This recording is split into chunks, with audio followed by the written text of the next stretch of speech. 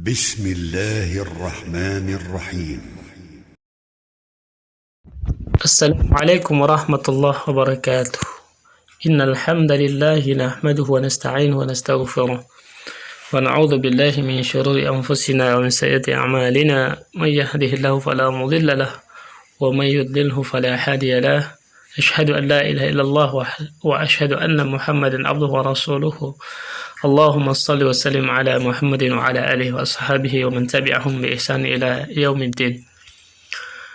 Amma ba'd. Hadirin yang dimuliakan Allah Subhanahu wa taala. Marilah kita bersyukur kepada Allah atas segala nikmat yang Allah berikan. Kita bersyukur masih diberikan kesempatan oleh Allah untuk mengisi lembaran kehidupan kita dengan ibadah dan hal yang bermanfaat lainnya. Salawat dan salam semoga senantiasa tercurah pada panutan kita, yakni Nabi Muhammad SAW, kepada keluarga beliau, kepada para sahabatnya, kepada pengikutnya sampai hari kiamat kelak. Hadirin yang dimuliakan Allah Subhanahu wa taala, tahukah kita di antara sekian banyak amalan yang agung, yang sangat mulia, yakni Allah dalam Islam, kita diperintahkan untuk berbakti kepada kedua orang tua. Bahkan banyak dalam Al-Quran dijelaskan bahwa perintah berbakti kepada orang tua ini Allah sering gandengkan dengan perintah untuk mentauhidkan Allah, untuk mengesahkan Allah, untuk menyembah kepada Allah Subhanahu wa taala. Hal ini sebagaimana Allah sebutkan dalam Al-Quran surat An-Nisa 36. Wa'budullah, beribadahlah kepada Allah, wala tusyriku bihi syai'an. Kemudian janganlah kalian berbuat syirik kepada Allah Subhanahu wa taala. Jadi langkah pertama yang harus dilakukan oleh seorang muslim adalah pertama beribadah kepada Allah, kemudian tidak menyekutukan Allah Subhanahu wa taala. Ini perintah paling penting. Ya. Terkait dengan orang tua ini bersandangan dengan perintah ini, beribadah kepada Allah, tidak mensyirikkan Allah Subhanahu wa taala. Wa bil walidaini ihsana. Setelah beribadah kepada Allah, kemudian berbuat baik kepada orang tua. Quran surat An-Nisa 36. Bahkan Allah juga menyebutkan dalam ayat lain, wa qadha rabbuka alla ta'budu illa iyyahu wa bil walidaini ihsana. Dan Tuhanmu telah memerintahkan supaya kamu jangan menyembah selain Allah, dan hendaklah kamu berbuat baik kepada ibu bapakmu dengan sebaik-baiknya. Imma yablughanna 'indaka al-kibra ahaduhuma aw kilahuma.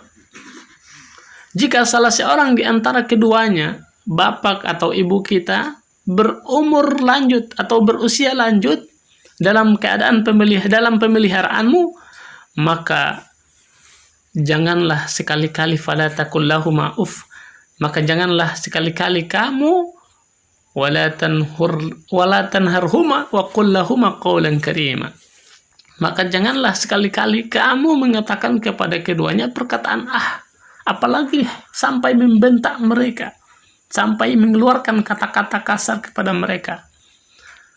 Kata saja itu tidak diperbolehkan. Lalu janganlah kamu membentak mereka, dan ucapkanlah kepada mereka perkataan yang mulia, perkataan yang baik, perkataan yang menyenangkan hati mereka. Disebutkan dalam Quran surat Al-Isra 23. Jadi berbuat baik kepada orang tua ini dikedepankan daripada jihad. Jihad adalah amalan ibadah yang juga penting, tapi paling penting berbakti kepada kedua orang tua. Hal ini sebagaimana Nabi sallallahu alaihi wasallam sebutkan dari Abdullah bin Mas'ud radhiyallahu anhu, sa'altu Rasulullah sallallahu alaihi wasallam, aku bertanya kepada Rasulullah sallallahu alaihi wasallam, ayyul amali afdal, amalan apakah yang paling dicintai Allah? Apa jawab Rasulullah? As-salatu ala waqtiha. Pertama, amalan yang paling dicintai Allah itu adalah salat tepat pada waktunya. Qala qultu thumma ayyu. Lalu dia bertanya lagi, lalu apa lagi ya Rasulullah? Aku bertanya kembali, kemudian apa ya Rasulullah? Beliau menjawab, birrul walidain, berbakti kepada orang tua. Yang kedua, berbakti kepada orang tua. Setelah kita beribadah kepada Allah, melaksanakan salat, mentauhidkan Allah Subhanahu wa taala, mengesahkan Allah Subhanahu wa taala, kemudian kita diperintahkan oleh Rasulullah untuk berbuat baik kepada kedua orang tua. Baru yang ketiga, qala qultu thumma ayu qal. Kemudian apa lagi ya Rasulullah? Al jihadu fi sabilillah. Rasul menjawab, jihad di jalan Allah. Dari jihad itu dianggap penting, tapi itu nomor 3, ibadah nomor 3. Yang kedua adalah, yang pertama menyembah kepada Allah Subhanahu wa taala, yang kedua kemudian berbakti kepada orang tua. Ini disebutkan dalam hadis riwayat Bukhari nomor 527 dan Muslim nomor 85. Bahkan dalam hadis lain disebutkan bahwa ada seorang laki-laki kemudian meminta izin kepada Rasulullah untuk berjihad, untuk mengikuti jihad. Maka beliau bertanya kepadanya, alaka abuka, alaka ummuka, apakah kedua orang tuamu masih hidup? Lelaki itu menjawab, masih. Beliau bersabda, kalau begitu berjihadlah dengan berbuat baik terhadap kedua orang tuamu. Hadis riwayat Bukhari dan Muslim. Jadi Allah memerintahkan kita untuk tetap berbakti bagaimanapun kondisi keduanya. Bahkan meskipun mereka dalam kondisi berbeda agama dengan kita, atau dalam kondisi mereka dalam keadaan kafir, itu tetap kita berbuat baik kepada mereka. Nah, Al-Quran memang mengajarkan itu kepada kita. Wa in jahadaka ala an tusyrika bima laysa laka bihi ilmun fala tuti'huma wa sahibuhuma fid dunya ma'ruf. Jadi jika keduanya memaksamu untuk mempersekutukan Allah dengan sesuatu yang tidak ada pengetahuanmu tentang itu, maka janganlah kau mengikuti keduanya. Tapi kata Allah, wasahibuhuma fid dunya ma'rufa. Gitu. Tapi Allah menyuruh kita, walaupun mereka memerintahkan kita untuk berbuat kafir, tapi kita tetap diperintahkan supaya mempergauli orang tua kita, berhubungan dengan orang tua kita di dunia dengan baik. Quran surat Luqman ayat 15. Maka jamaah dimuliakan Allah Subhanahu wa taala, karena begitu agungnya berbakti kepada orang tua kita, maka kita dapati kisah-kisah yang luar biasa. Bagaimana bakti salafus salih, orang-orang yang terdahulu kepada orang tua mereka. Di antaranya adalah Abu Hurairah radhiyallahu anhu, seorang sahabat yang mulia yang paling banyak meriwayatkan hadis. Abu Hurairah adalah seorang sahabat Nabi yang sangat berbakti pada ibunya. Beliau menempati sebuah rumah, sedangkan ibunya menempati rumah yang lain. Apabila Abu Hurairah ingin keluar atau masuk rumah, maka beliau berdiri terlebih dahulu di depan pintu rumah ibunya seraya mengatakan, keselamatan untukmu wahai ibuku, dan rahmat Allah serta barakahnya. Lalu ibunya menjawab, dan untukmu keselamatan wahai anakku, dan rahmat Allah serta barakahnya. Abu Hurairah kemudian berkata, semoga Allah menyayangimu ibu, karena engkau telah mendidikku semasa aku kecil. Ibunya kemudian pun menjawab, dan semoga Allah merahmatimu, karena engkau telah berbakti kepadaku saat aku berusia lanjut. Diriwayatkan Al-Bukhari dalam Adabul Mufrad. Kisah bakti lainnya juga, ada seorang tabi'in yang mulia bernama Uwais Al-Qarni. Rasulullah belum pernah bertemu dengan Uwais Al-Qarni, tetapi Rasulullah diberitahu oleh Allah tentang baktinya pada ibunya. Oleh karena itu, jika ada kafilah datang dari Yaman, Umar bin Khattab selalu bertanya, apakah bersama mereka ada Uwais Al-Qarni? Sampai suatu ketika beliau berjumpa dengannya, maka beliau pun mengatakan, aku mendengar Rasulullah SAW bersabda, Uwais bin Amir akan datang bersama rombongan orang dari Yaman dahulu, tinggal di Murad, kemudian tinggal di daerah Qarn. Dahulu dia pernah terkena penyakit belang, lalu sembuh, akan tetapi masih tersisa belang di tubuhnya sebesar uang dirham. Dia memiliki seorang ibu, dan dia sangat berbakti kepada ibunya. Seandainya dia berdoa kepada Allah, pasti Allah akan mengabulkan doanya. Jika engkau bisa meminta kepadanya agar memohonkan ampun untukmu kepada Allah, maka usahakanlah.